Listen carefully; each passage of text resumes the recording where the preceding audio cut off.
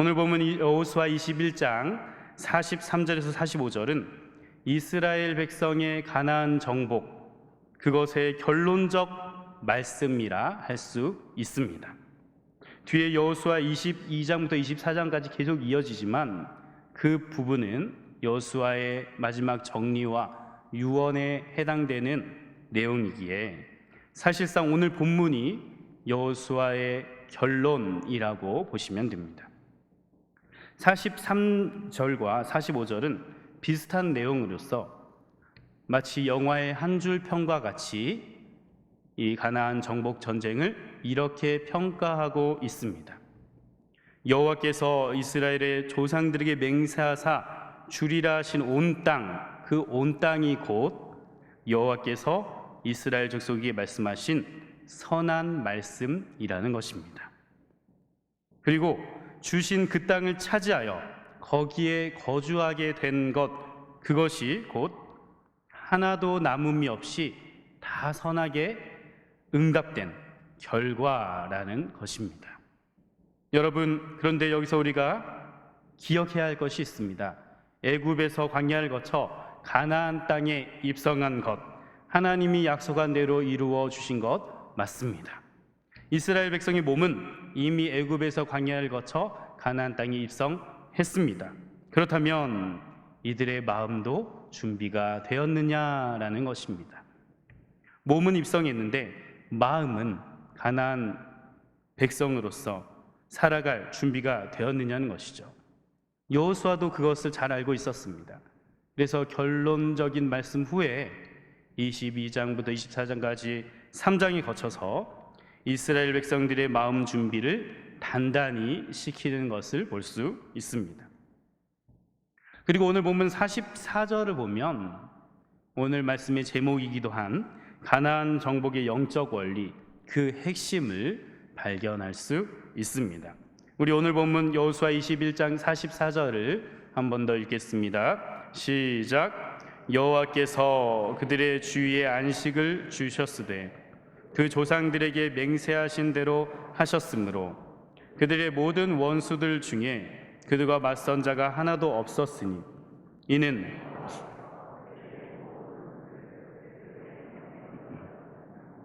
아멘. 그들의 주위에 안식을 주셨다라는 표현이 나옵니다.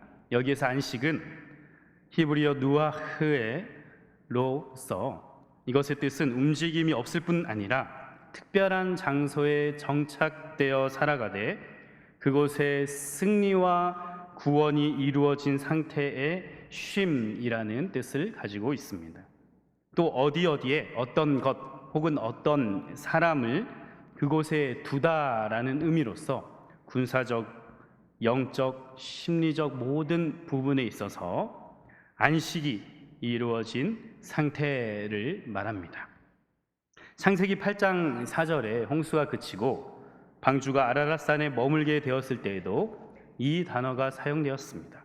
방주가 아라랏산에 안식하게 되었다라고 표현함으로써 하나님의 말씀대로 홍수 심판이 완성되고 비로소 세상에 안식을 누리게 됨을 말씀하셨습니다.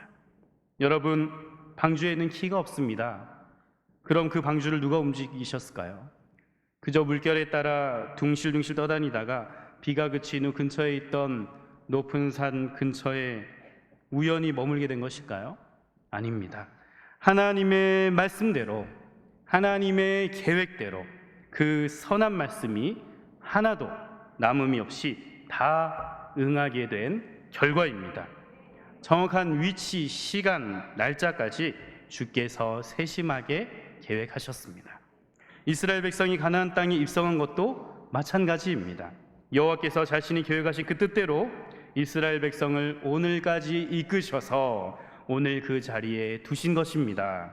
몸만 옮겨다 놓으신 것이 아니라 누아흐, 안식을 선언하셨습니다. 성경은 말씀하죠. 모든 지킬 만한 것 중에 더욱 내 마음을 지키라. 생명의 근원이 이에서 남임이라. 그렇습니다. 가나안 정복의 영적 원리의 핵심은 우리 마음을 누아흐의 상태로 지키는 것입니다. 승리와 구원의 확신이 우리 마음 가운데에서부터 솟아나야 하고 영혼, 육 모든 부분에서 그리스도의 평강이 우리를 주장해야 합니다. 오늘 이 자리에 계신 모든 분들은 여러분의 마음을 누아 상태로 지키는 모든 분들 되시기를 주님의 이름으로 축원합니다. 그렇다면 어떻게 우리의 마음을 지킬 수 있을까요? 감옥에서도 찬양하고 기뻐했던 사도 바울의 삶을 통해 깨닫게 되기를 원합니다. 사도 바울의 삶을 보면 그의 인생 가운데 크게 4가지 마음 변화가 있었습니다. 우리도 신앙의 연수가 깊어질수록 하나님의 장성한 분량까지 자라나며 이와 같은 마음의 변화가 있게 되기를 축복합니다. 사도 바울의 첫 번째 마음은 자신을 의롭다 여기며 스스로 감옥에 갇힌 마음이었습니다. 바울은 예수님 믿는 사람을 잡아 가두던 사람이었습니다. 율법에도 흠이 없던 자였기에 자기 스스로를 의롭다 여기며 예수 믿는 자들을 죄인이라 여겼습니다. 스데반의 순교를 목도하면서도 당연한 일 여기듯 바라보았던 자였습니다. 이처럼 사도 바울의 당시의 마음 상태는 하나님을 사랑한다고 하나 오히려 하나님을 그 마음에 두기를 싫어하고 이로 인해 합당하지 못한 일을 오히려 의롭다 여기고 있었던 상태였습니다. 마치 쇼생크 탈출의 교도소장 노튼처럼 그는 자기의 경건함을 자랑하는 자였지만 보이지 않는 자기의라는 감옥에 갇혀 자신이 하는 일들을 정당화시키며 죄의 저주 가운데 빠져 있었습니다. 바울은 후에 이때의 자신의 마음 상태에 대해서 깨닫고 난 후 로마서 3장 10절 이하에 당시의 자신의 마음 상태를 이렇게 말씀하고 있습니다. 기록된 바 의인은 없으며 없나니 하나도 없으며 깨닫는 자도 없고 하나님을 찾는 자도 없고 다 치우쳐 함께 무익하게 되고 선을 행하는 자는 없나니 하나도 없도다. 그들의 목구멍은 열린 무덤이요 그 혀로는 속임을 일삼으며 그 입술에는 독사의 독이 있고 그 입에는 저주와 악독이 가득하고 그 발은 피 흘리는 데 빠른지라. 파멸과 고생이 그 길에 있어. 17절 18절은 같이 읽겠습니다. 시작. 평강의 길을 알지 못하였고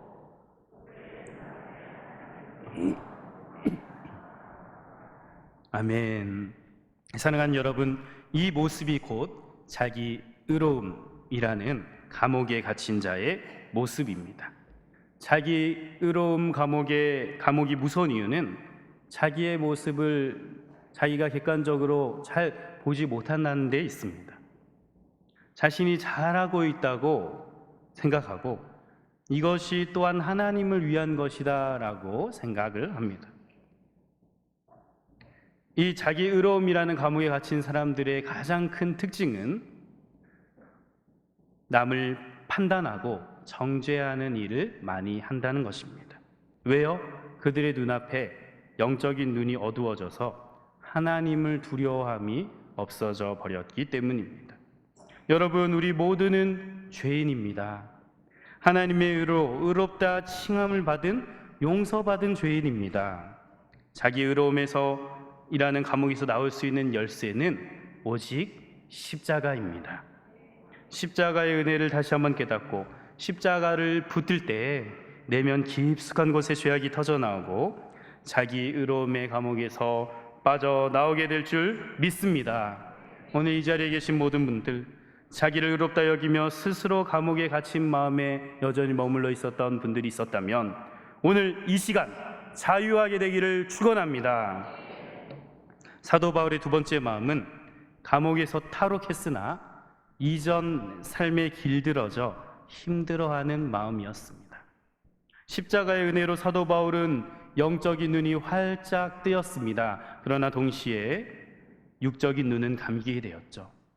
이는 자기 의로움이라는 감옥에서 탈옥하게 된 이 사도 바울의 이전의 생각과 가치와 모든 것들을 버리고 새로운 피조물로서 새롭게 거듭나게 만들게 하시려는 하나님의 은혜였습니다. 그와 같은 연단의 시간 후에 그의 육적인 눈도 다시 뜨이게 되었고 새로운 시각으로 하나님의 말씀을 보고 배우게 되었습니다. 이와 같은 하나님의 연단과 훈련 과정을 거쳐 그는 이방 선교의 일꾼으로 받게 되었습니다. 그의 헌신과 열정이 얼마나 대단한지 우리는 성경을 통해 익히 잘 알고 있습니다. 그런데 바울은 이 하나님의 일꾼으로 쓰임받는 과정 가운데에서도 치열한 내면적 영적 전쟁을 하였다는 사실을 알 수 있습니다. 주님 안에 새로운 피조물로 거듭났지만 하나님께서 다듬으시는 그 과정 가운데 이전의 삶의 죄의 습관들이 묻어났던 것입니다. 마치 쇼생크 탈출의 브룩스처럼 진정한 자유가 있는 감옥 밖으로 나왔는데 오히려 감옥 밖의 삶을 어색해하고 힘들어하며 이전의 삶, 감옥 안의 삶이 더 좋았다라고 여기는 모습이 나왔다는 것입니다. 이는 죄인의 삶에 길들어져 버린 모습입니다.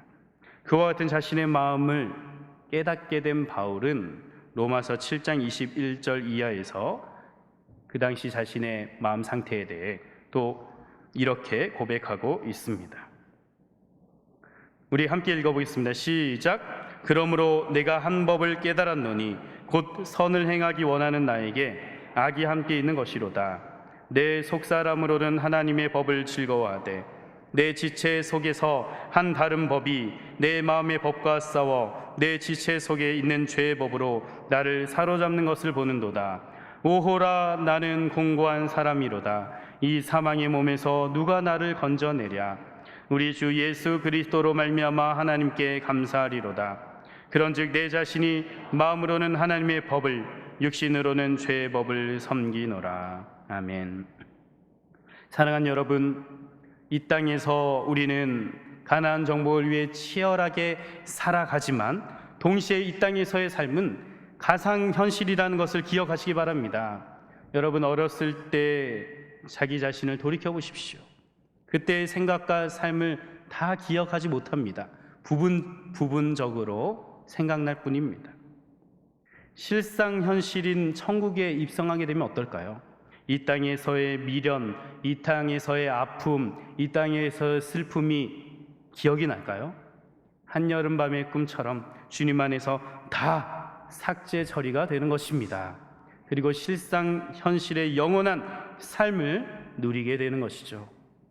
우리는 죄성이 있어서 이전의 삶, 죄의 삶으로 자꾸 돌아가려고 합니다.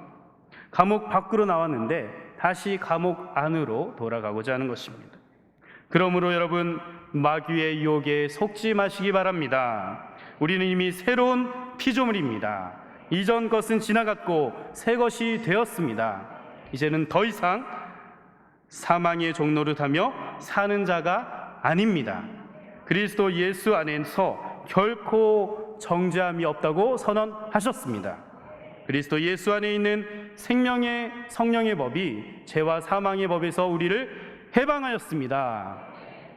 그러므로 오늘 예배에 참여한 모든 분들은 감옥에서 탈옥하였으나 이전 삶에 길들여져 힘들어하는 마음을 십자가에 못 박고 주 안에서 진정한 자유, 진정한 해방을 누리시기를 축원합니다.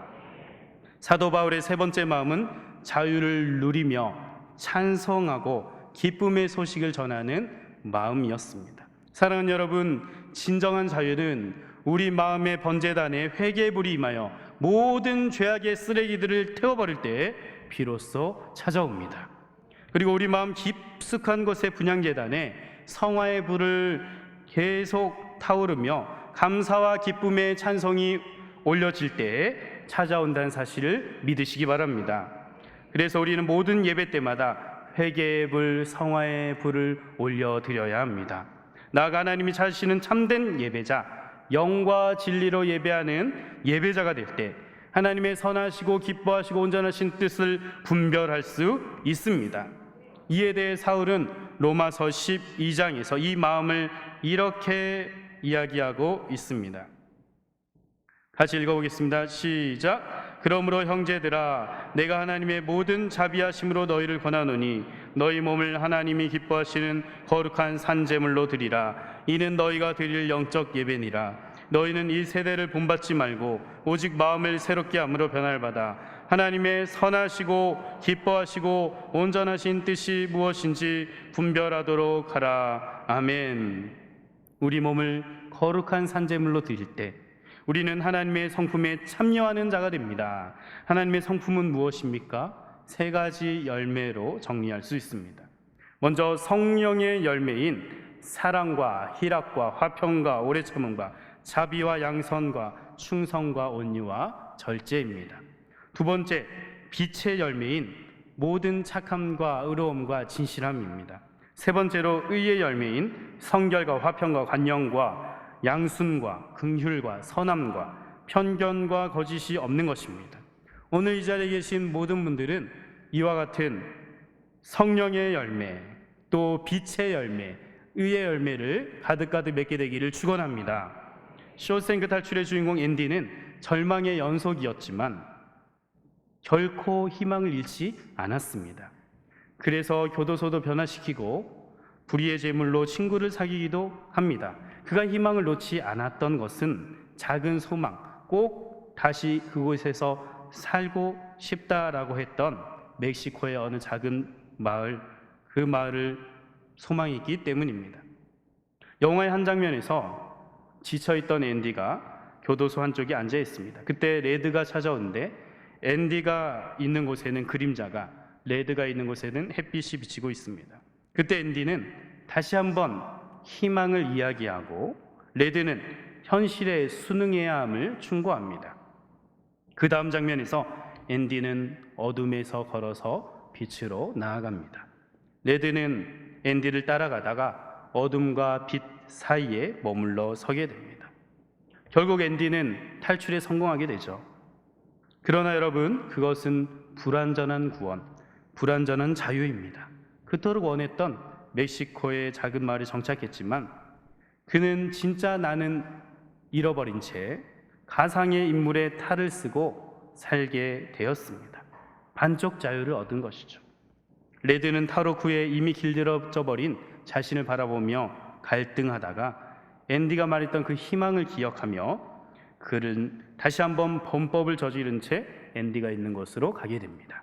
죄의 대가를 치르고 자유인이 되었지만 아이러니하게 자유를 위해 다시 죄인이 되는 것을 선택한 것입니다. 그러나 여러분, 우리의 구원의 여정은 다릅니다. 우리의 구원의 여정은 진짜 나를 찾아, 진짜 자유를 찾아 가는 걸음임을 믿으시기 바랍니다. 죄로 인해 어그러진 하나님의 형상을 회복해 가는 과정입니다. 하나님은 자신의 형상대로 지음받은 우리가 죄로 인해 깨어져 버린 그 모습, 감옥에 갇힌 모습으로 사는 것을 보셨습니다. 그래서 사람의 의지적 선택 이전에 우리가 아직 죄인 되었을 때에 하나님께서는 우리를 위하여 자신의 독생자 예수 그리스도를 주심으로 우리를 향한 자신의 사랑을 확증하셨습니다. 빛으로, 오직 예수 그리스도의 은혜로 우리가 어둠에서 빛으로 나아올 수 있게 된 것입니다. 빛으로 나아갈 때에 비로소 창세전에 계획하신 진짜 나를 발견하게 되고 어그러진 형상이 회복되며 진정한 자유와 평강의 마음을 누릴 수 있게 되는 것입니다. 그래서 예수님은 이 말씀을 주셨습니다. 진리를 알지니 진리가 너희를 자유롭게 하리라. 할렐루야.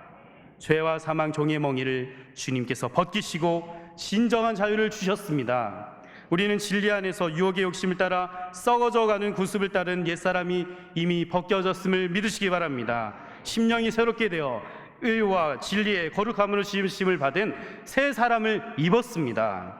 우리는 어둠의 일을 벗고 빛의 갑옷을 입었으며 정욕을 위하여 신의 일을 도모함을 벗고 오직 주 예수 그리스도로 옷 입었습니다. 주님께서 우리의 옛자 죄수의 옷을 벗겨 주시고 새 사람의 옷을 입혀 주신 것입니다. 그와 같은 은혜를 기억하며 우리 옆 사람에게 이렇게 인사하겠습니다. 이전 것은 지나갔습니다. 새 사람이 되었습니다.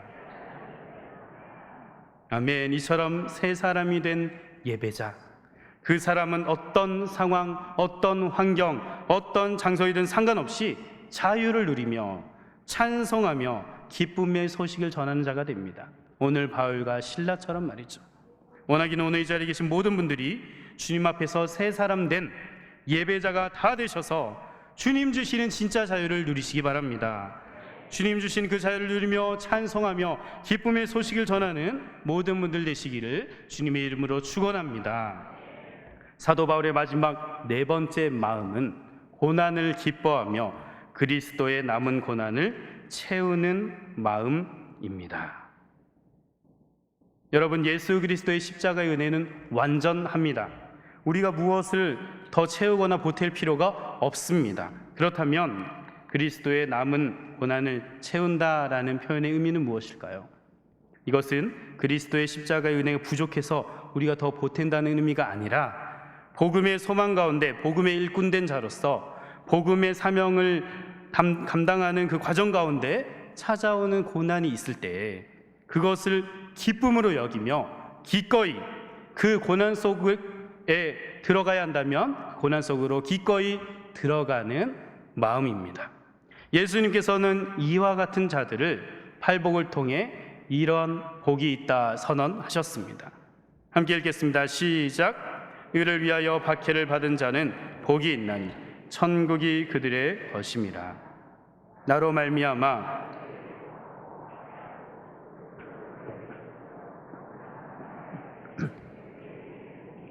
기뻐하고 즐거워하라. 하늘에서 너희의 상이 큼이라. 너희 전에 있던 선지자들도 이같이 박해하였느니라. 아멘. 여러분, 의를 위하여 박해를 당하고 욕 듣고 악한 말을 듣는 것 쉽지 않습니다. 여러분, 그 가운데서 어떻게 기뻐하고 즐거워할 수 있을까요? 괜찮지 않은데 괜찮은 척하며 악으로 깡으로 버티는 것일까요? 그렇게 살아가면 기쁨은 전혀 없습니다. 소망이 우리를 부끄럽게 하지 아니함은 우리에게 주신 성령으로 말미암아 하나님의 사랑이 우리 마음에 부은 바 됨이니 말씀합니다. 날마다 죽노라의 삶으로 인해 비워진 우리 마음에 하나님의 사랑이 넘치도록 부은 바 될 때에 그때 우리는 이 모든 일에 우리를 사랑하시는 이로 말미암아 우리는 넉넉히 이길 수 있습니다. 사도 바울의 삶을 추적해 보면 그는 초반 자신의 사도권에 대해 증명하고 자신이 어떤 대단한 사람이었는지를 드러내는 그런 사람이었습니다. 복음을 전할 때도 이성적이고 합리적이고 논리적으로 전하기 위해 애를 썼습니다. 다듬어지지 않은 기질로 인해 사역자와 싸우기도 했습니다. 그런데 점점 그의 삶에 나는 없어지고 예수로 가득하게 될 때에 그는 이와 같은 고백을 하게 됩니다. 예수 그리스도와 그야 십자가에 못 박히신 것 외에는 내가 아무것도 알지 아니하기로 작정하였습니다. 나아가 자신을 입증하고자 했던 바울이 자신의 정체성에 대한 고백으로 이와 같은 고백을 그의 말년에 하게 됩니다. 내가 죄인 중에 괴수로다. 여러분, 사도 바울은 일반적인 사람들, 성도들에 비하면 하나님의 일꾼으로서 너무나도 귀한 삶을 살았던 분입니다. 그가 죄를 지어도 얼마나 지었을까요? 그런데 그는 점점 더 그의 마음에 하나님의 사랑이 부은 바 될 때에 나는 없어지고 주만 나타나게 되는 삶으로 변해갔던 것을 보게 됩니다. 그래서 그는 자신의 이 네 번째 마음에 대해 빌립보서에서 이와 같이 말씀하고 있습니다. 우리 같이 읽어보겠습니다. 시작. 너희 안에 이 마음을 품으라. 곧 그리스도 예수의 마음이니 그는 근본 하나님의 본체시나 하나님과 동등됨을 취할 것으로 여기지 아니하시고 오히려 자기를 비워 종의 형체를 가지사 사람들과 같이 되셨고 사람의 모양으로 나타나사 자기를 낮추시고 죽기까지 복종하셨으니 곧 십자가에 죽으심이라. 이러므로 하나님이 그를 지극히 높여 모든 이름 위에 뛰어난 이름을 주사 하늘에 있는 자들과 땅에 있는 자들과 땅 아래에 있는 자들로 모든 무릎을 예수 이름에 꿇게 하시고 모든 입으로 예수 그리스도를 주라 시인하여 하나님 아버지께 영광을 돌리게 하셨느니라. 아멘. 네 번째 마음의 핵심은 예수, 나의 마음에 나는 없어지고 예수 그리스도의 마음만 가득 차는 것입니다. 오늘 나는 죽고 내 안에 그리스도께서 사심을 드리는 그런 삶인 것입니다. 여러분, 여러분의 마음의 주인의 자리에 오직 예수 그리스도만 함께 되기를 축원합니다. 그때 비로소 누아흐의 마음, 승리와 구원의 확신 가운데 영과 혼과 육이 그리스도의 평강 가운데 지켜지는 마음이 될 줄 믿습니다. 이와 같은 마음이 되면 그리스도의 고난을 채우기 위해 내가 오히려 이미 자유인임에도 불구하고 감옥 같은 곳으로 사명 때문에 가게 될 때라도 오히려 기뻐하며 기꺼이 가게 되는 자가 되는 것입니다. 오늘 예배에 나온 여러분이 바로 그 한 사람 되시기를 주님의 이름으로 축원합니다.